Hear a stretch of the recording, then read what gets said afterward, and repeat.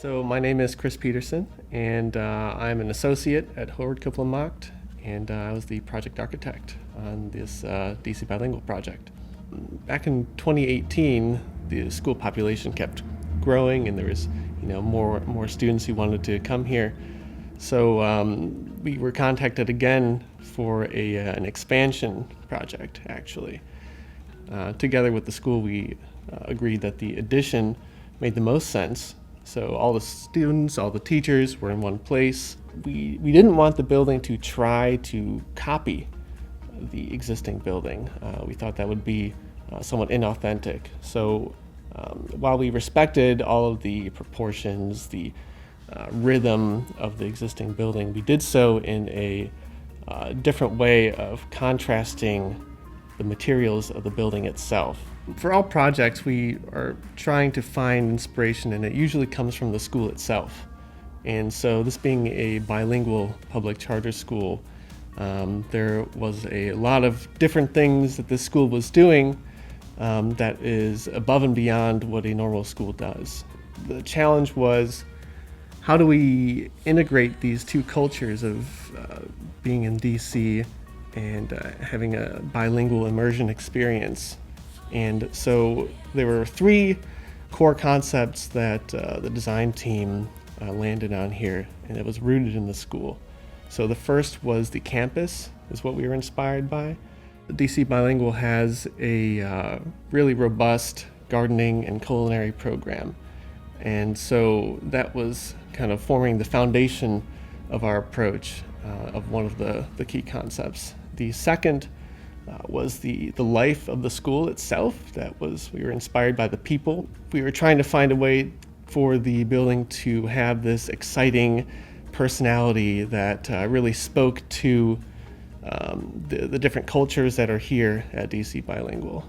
And then the third aspect that we were inspired by was a little bit less tangible. It's more the spirit of the place. And so each of these three concepts were translated into earth, life, and light.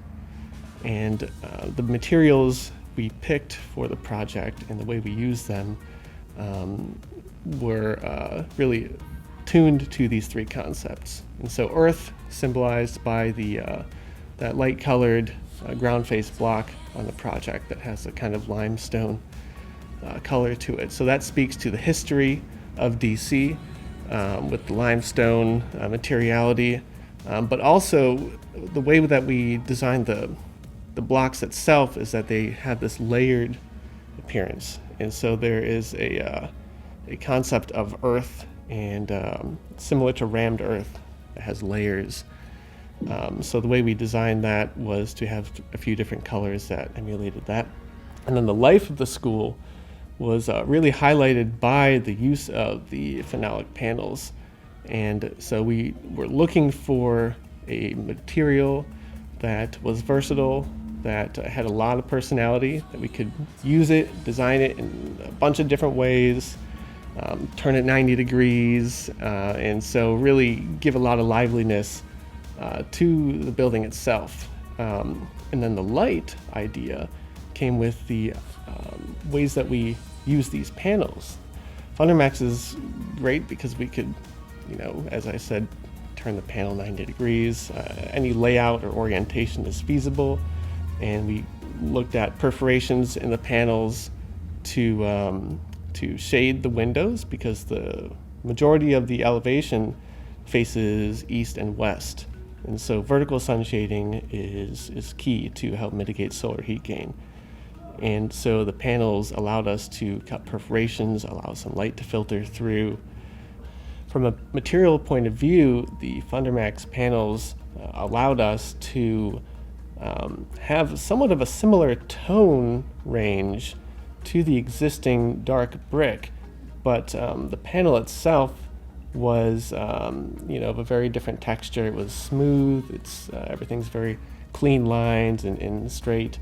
And so that allowed the contrast to be strong enough for us to use that panel in the way that we did. The herringbone pattern and the fins for the Fundermax panel, it came from the idea of using historic textiles, actually. So we did some research into various Latin American countries and their different textiles and their weaves that are indigenous to them. And so we wanted to incorporate a way that emulated these ways of kind of representing life and with people's hands creating something. And so the herringbone pattern was an abstracted version of those textiles. And so that allowed us to create a very unique and very important identity for the school. And the perforations themselves were an extension of that. So they were another way to abstract the textiles, the handmade kind of look and feel of the Hispanic culture. The fins on the building, actually, we were a little bit worried because you would see the core of the panel that's facing outward. It would be very prominent.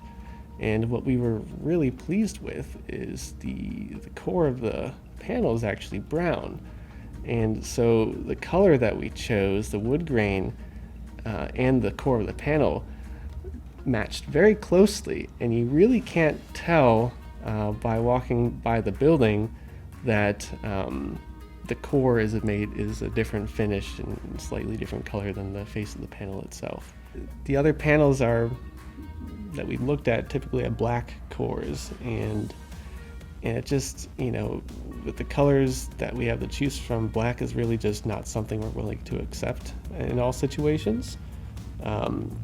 So the versatility of that was great. When we designed an intricate pattern like the herringbone, you might think at first glance, this is a custom size, there must have been some material waste going along with it. But we actually worked with the standard panel sizes to begin with. So there was very little waste in the end, 16 inches being a very standard spacing for most kind of joists and subframing. That allowed an economical installation, not just from the panel point of view, but from the subframing point of view as well. Fundermax fit into this vision for the project because it was a lightweight panel that can read like a stretched fabric in a way. It's thin, it's rigid even when it's perforated, and so that allowed us to use Fundermax in all these different ways. The double-sided nature of the panel let us reveal both sides of the panel in certain situations in this project. And so that really was a great benefit, as well as the different thicknesses that we were allowed to design with, which allowed the use of the vertical sunshades on the building. So they are cantilevered off the building, so they need to have certain more substantial rigidity to it to resist wind load and ice and things like that.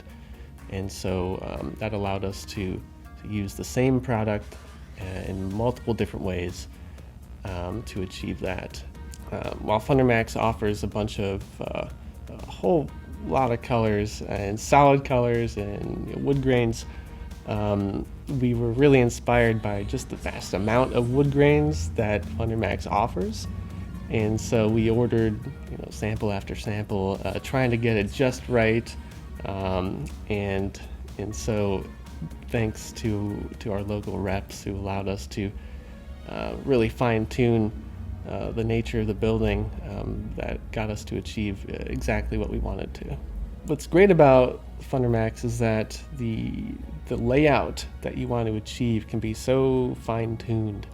And so the tricky situation for architects can be if you want to bring an exterior material inside the building and you have this inside-outside experience, and how you get these materials to line up, because you need that thermal break at the windows.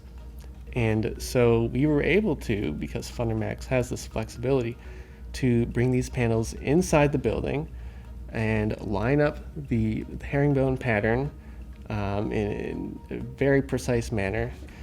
The experience as you walk through the building is just so so unique because of that. You get these exterior materials coming inside, and you have this kind of nexus point inside the building where you feel like you are in an extension of the outdoors, and it's just a really beautiful place because of that. What has been a roadblock on many other projects has been these delays in shipping and in production of certain materials. We keep having substitution after substitution on some projects, and thankfully Fundermax was able to really come through for us in a way that we're able to get the panels here fabricated, the perforations, all of that done and shipped to the site, and we're able to get this project completed with the product that we originally specified. Thankfully, that was able to get this project open on time. All the panels were installed, and there were really no hang-ups as far as that goes. The durability of these panels is really important. So this is an elementary school, right? And this is on a busy intersection in the city. So we need these panels to be durable, to be graffiti resistant, easy to clean off. Schools typically don't have the biggest maintenance budgets, so these panels needed to be virtually maintenance free. And so that was a great selling point that the school really appreciated and bought into. We ended up going with the exposed fastener installation on this project, and the fasteners for the color blends in pretty darn well with the panel itself. Discovering Fundermax allowed us to do and design in ways that we didn't think of before. And so moving forward in other projects, we're already considering sun shading, vertical fins, different patterns and orientations of the product. We just keep being surprised by how many different ways you can use Fundermax. Our local reps were so responsive throughout the entire process from design. They were excited about the project, and they talked about it with us, and we kept getting more excited the more they explained to us. And even through construction, some companies, their response time during construction is not as quick as during design, and for whatever reason, but Fundermax has been very responsive to all of our questions and throughout the construction process, and so that really was a standout for us. And it's these relationships that we make are what keep us coming back to the product more and more. Whatever design that's being conceived, Fundermax has the ability to make these visions come to life and then some. And so we keep discovering more things about it that we can use to our advantage. And so for someone who's just coming across Fundermax, I would say just dive right in, try it out, use the panels in different orientations, different cutouts, different shapes and patterns, and it can really do everything you want it to. Fundermax was able to satisfy a lot of environmental concerns that we had with the life cycle analysis that we ran. And so as far as sustainability concerns go, we didn't have any with Fundermax. It really wasn't just, at the end of the day, the architects, myself, project manager Maggie Gajoli Pritchard, and the principal in charge, Casey Smith, who I worked with very closely. We, of course, were satisfied with how the project was completed. But on the owner's side, from DC Bilingual, we worked very closely with John and Daniela.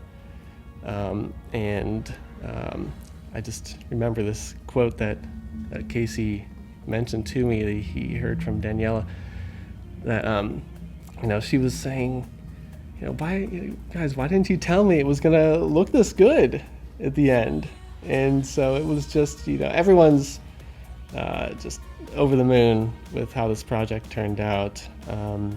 Working with the contractor, the construction manager, Gilbane, they kept saying, the panels are going up and there are no issues. Everyone's, having a smooth process with the install. So I think from architect to owner to contractor, it really seemed like a fantastic process from start to finish.